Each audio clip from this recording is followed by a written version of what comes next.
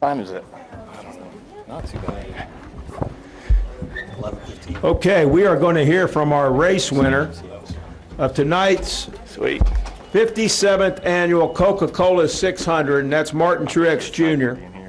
He drives the number 78 Bass Pro Shops Tracker Toyota for Furniture Row Racing. He's joined by team owner Barney Visser, crew chief Cole Pearn. And I know I've mentioned this already before they got in here, but just a couple of reminders. His 392 laps led here tonight is a Charlotte Motor Speedway record. His 588 miles led were the most in any NASCAR race in history. Congratulations, Martin Truex Jr. You just won the Coca-Cola 600. How does it feel?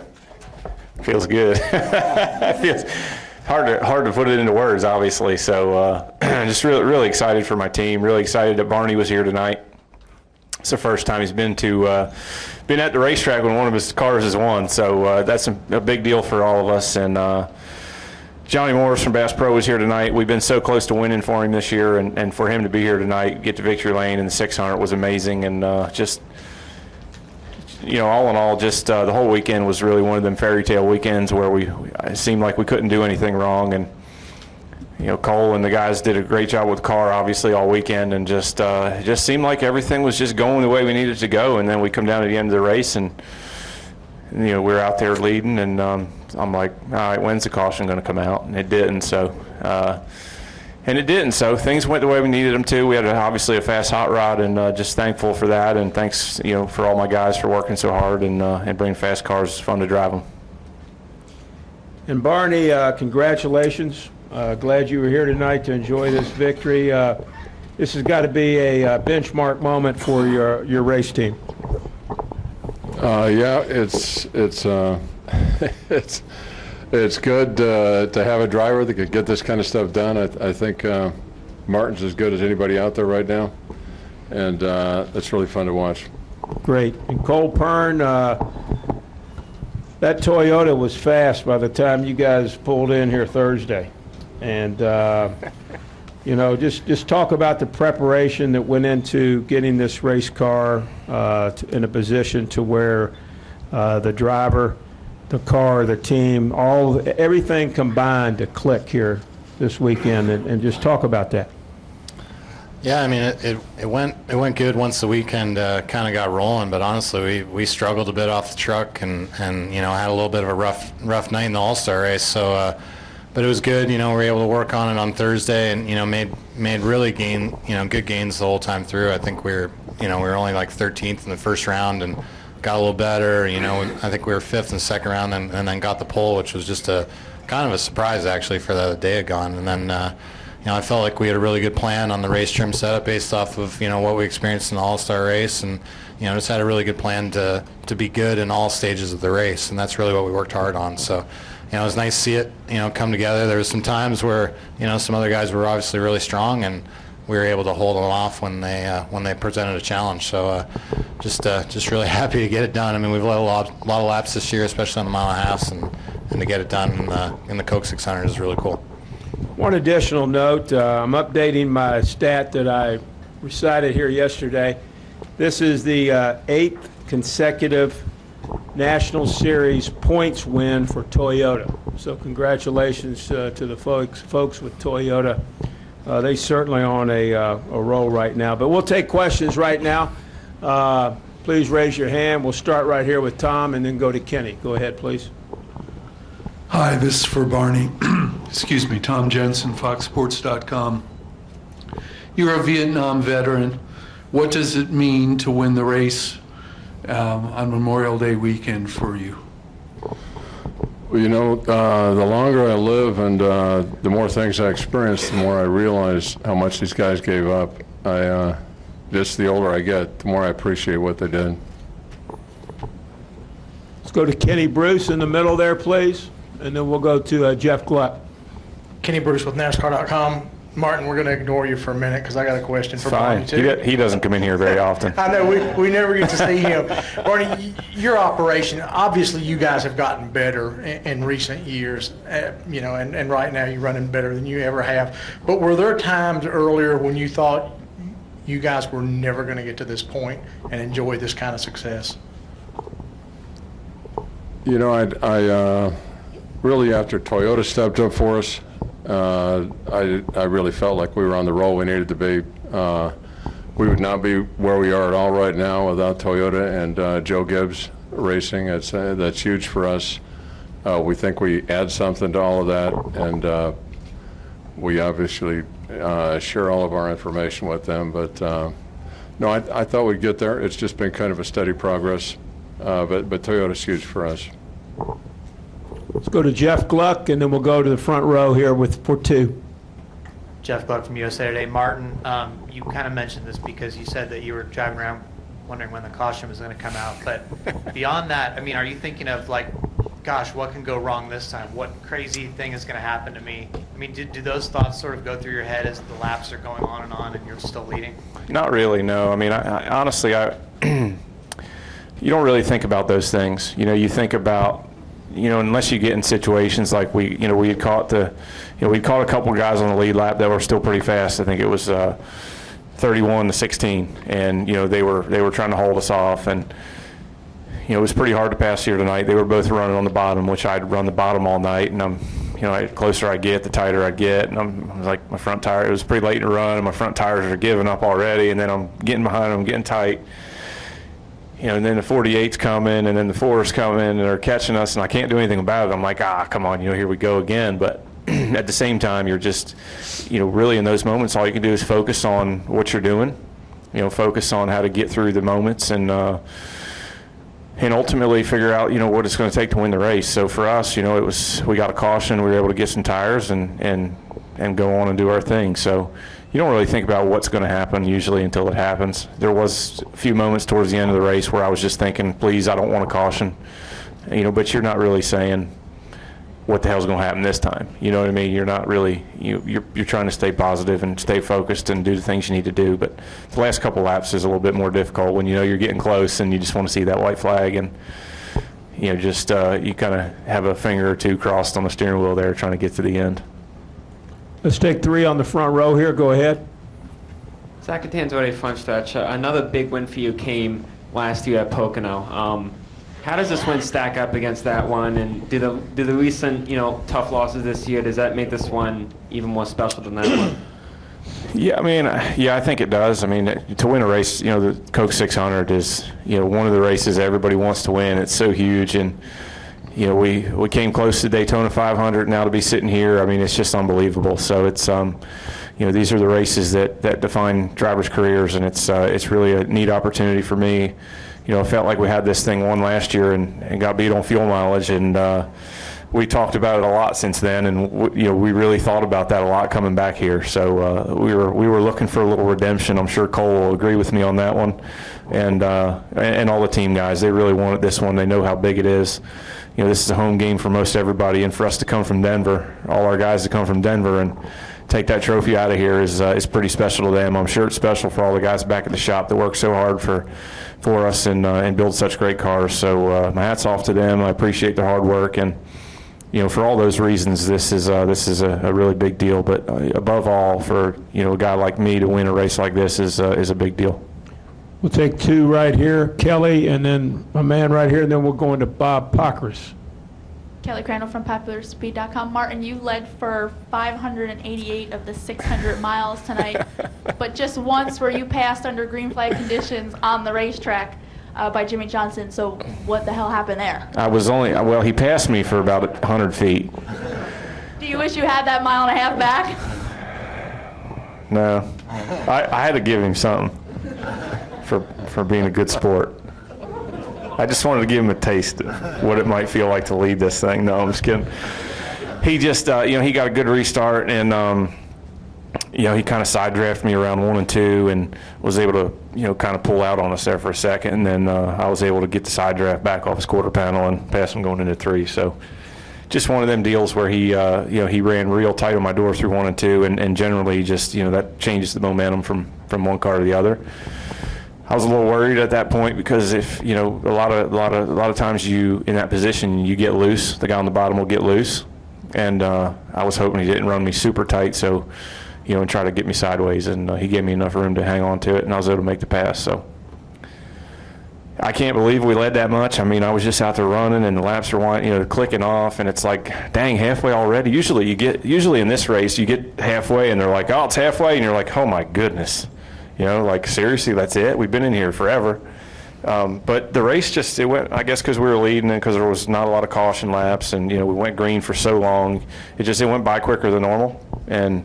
Next thing I know, there was 100 laps to go, and I was like, holy crap, there's only 100 laps to go. Next thing I knew, there was only 50. So the race went by really quick, and I guess that's because we were leading and, things were going well. Okay, let's go to Bob Pockris right there in the middle, then we'll go into the press box. Bob Pockris, ESPN. Could you tell that Barney was excited at all before it being his first victory? It was pretty tough to see it, but it did come out for a few minutes. How so? It was the most excited I've ever seen him. I'm pretty sure he even hugged me. It's just honestly, it was great to see that. We're so happy to have him here. He does so much for this team, for Cole and all the guys. He truly, really and truly treats them like family. And I know it's really a big deal to all those guys to get to share this with him tonight, so we appreciate it. And for Cole, did the team go back and forth between the All-Star race, or did they all stay out here? Yeah, we went back and forth. I think we got home maybe 5:30 a.m. Sunday morning, but we were right back. We pretty much had one day to go over, one day in the morning, I guess, to work on the 600 car before it had to come out. So then we actually came here and worked on it till about 9 o'clock Wednesday night at Gibbs, just trying to get the last little details and upgrades on it before we got here Thursday morning. So they're busy weeks, but it was definitely a short turnaround with having to qualify on Thursday. Let's go to the press box. Tony Bullock. Okay, Tony Bullock for the Courier Tribune. This for Barney. Talk about the success of this team. I mean, you've had Regan Smith at Darlington. You were so close to success last year with Kurt Busch, and now Martin, and you're running so good right now. Just talk about being a single team so far away, bucking the trend, and not being here in Charlotte in this area. Yeah, well, it's been a kind of a steady progress. We started, pretty much with nothing, and we're able to gradually attract drivers that could get up front and win. Kurt was big for us. He showed that our equipment was pretty good. And Martin obviously stepped in, and I think he's proven to the whole world now who he is. He's led a lot of laps this year, and it's just been a steady progress for us. Stay up in the press box. Go ahead. Martin, this is Thomas Polk from the Fayetteville Observer. Is this the closest you've felt like you had a dominant kind of car comparable to the way you just ripped the Xfinity Series up in 04 and 05?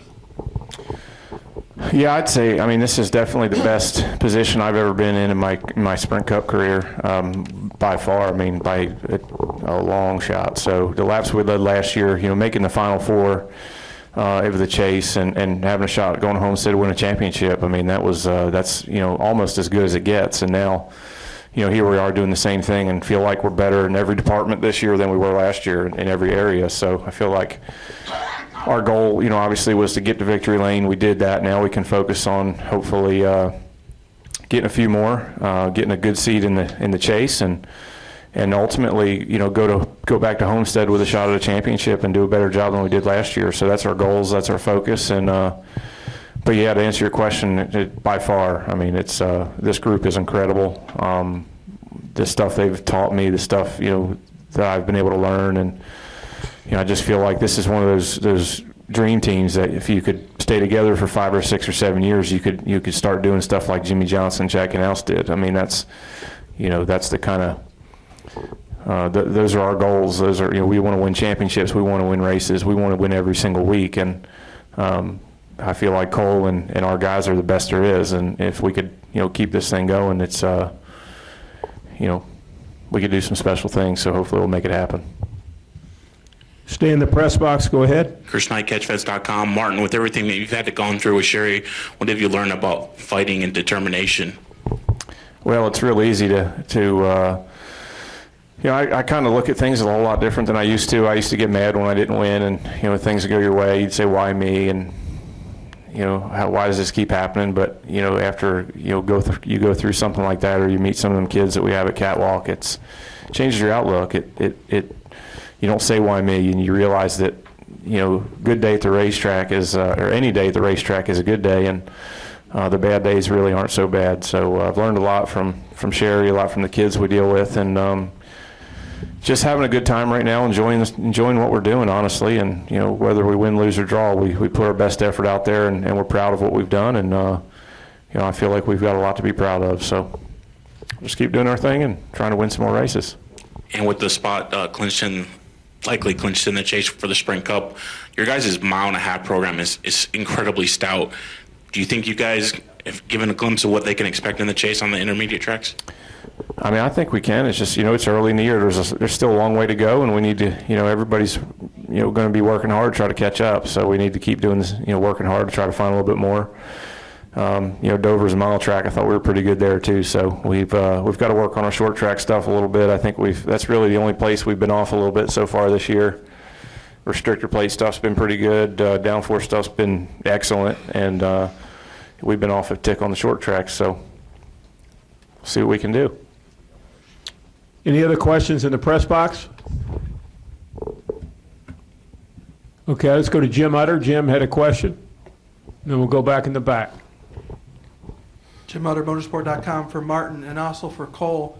Martin, you repeatedly said over the last several weeks that one of the comforting things was the fact that no matter what the outcome was, you knew you had a fast car and a team capable of winning the next time you came to the track. Just over these since the season started, is it been more comforting knowing that, or more frustrating having gone through the issues that you've gone through?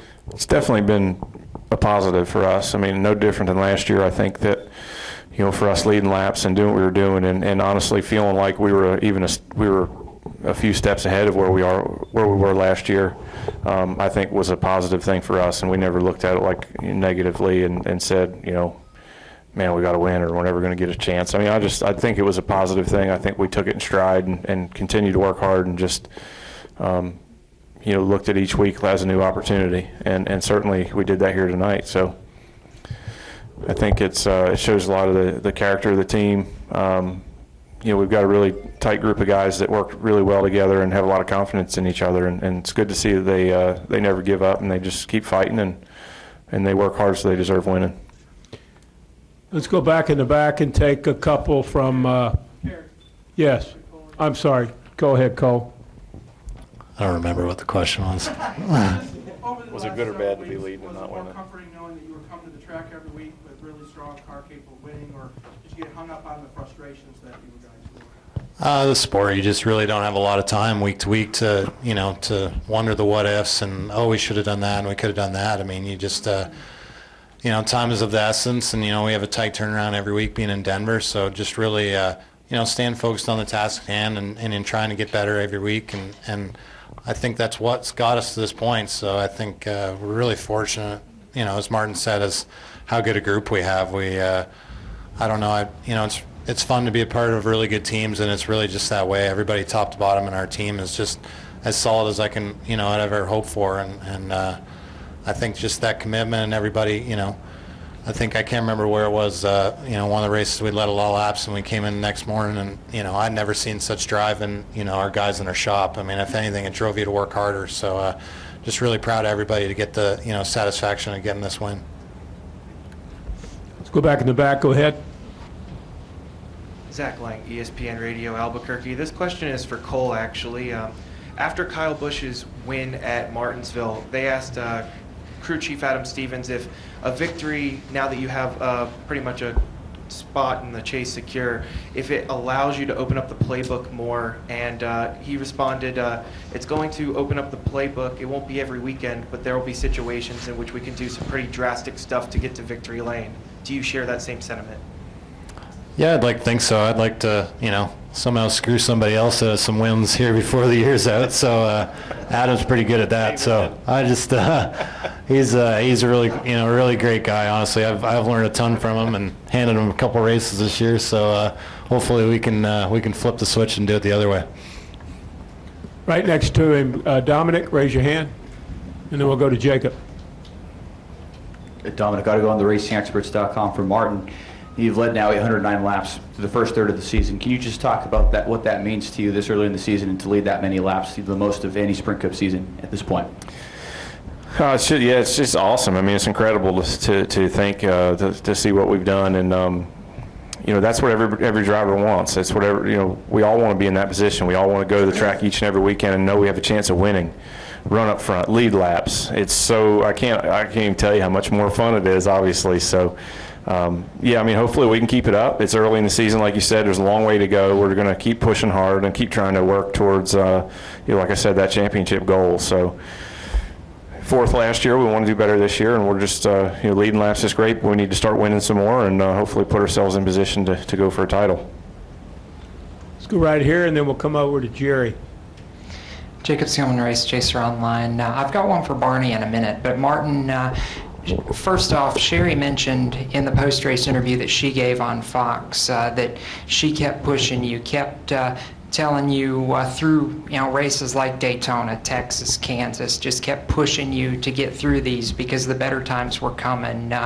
Between all the races that you've been so close in this year and everything that she's kept pushing you with, what has that built in your character over the course of this first third of the season? Well, I think with her, it's always nice to have somebody there that tells you you're going to be okay. Everything's fine. It's just, I would say it was more so a few years ago where she, probably was more of an influence than she is now. Now I think that, again, because of what we've been through and all the stuff that we've been through, outlook has kind of changed. And even last year, I really, all the stuff we've been through on the racetrack really didn't bother me much. It was just, well, that's, that happens. We'll come back next week and try. So this year it's just been, constant little reminders of, you guys are pretty awesome and you're gonna win a bunch of races. So it's always nice to have somebody with that confidence on your side, and obviously it means a lot to me.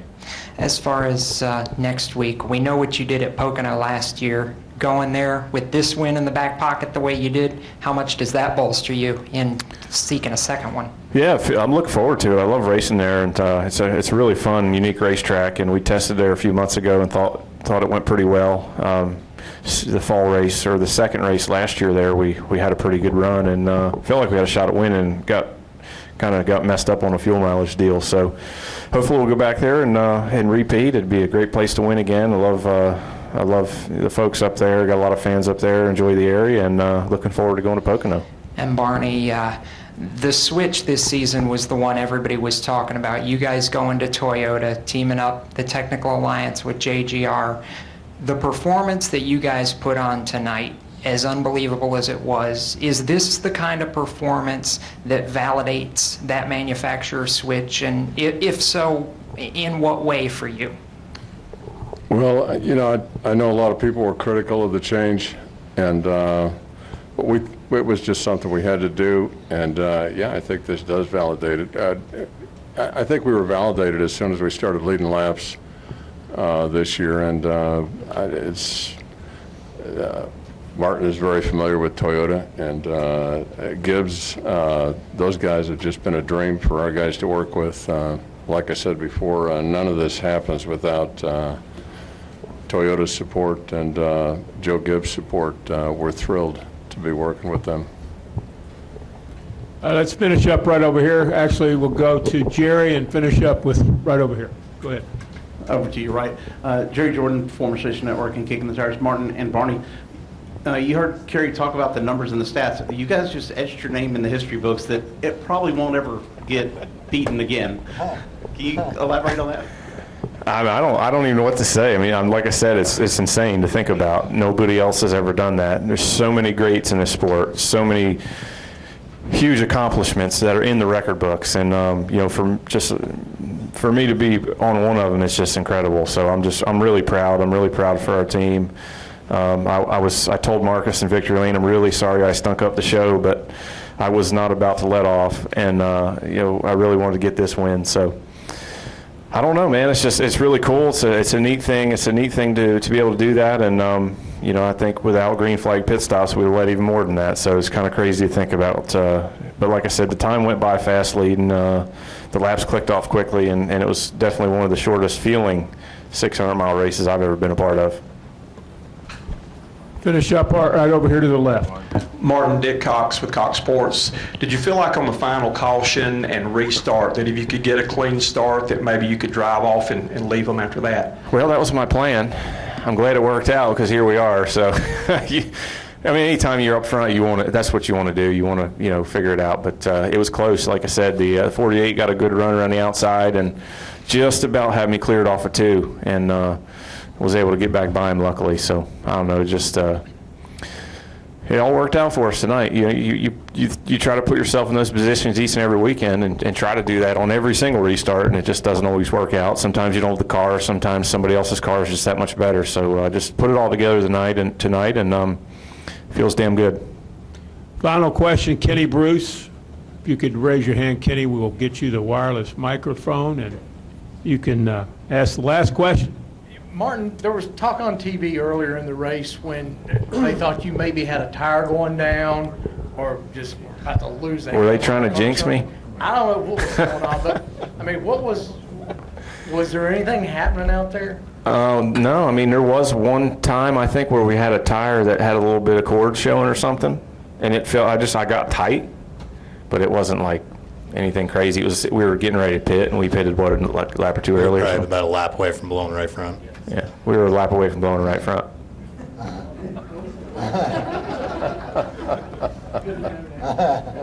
Doesn't matter, right?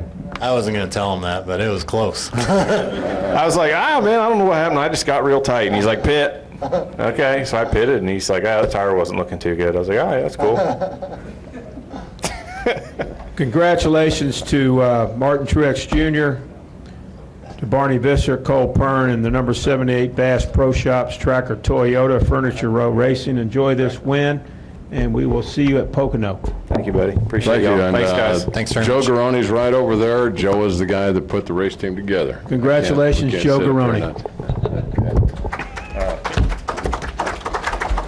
Laughing in the media center, really?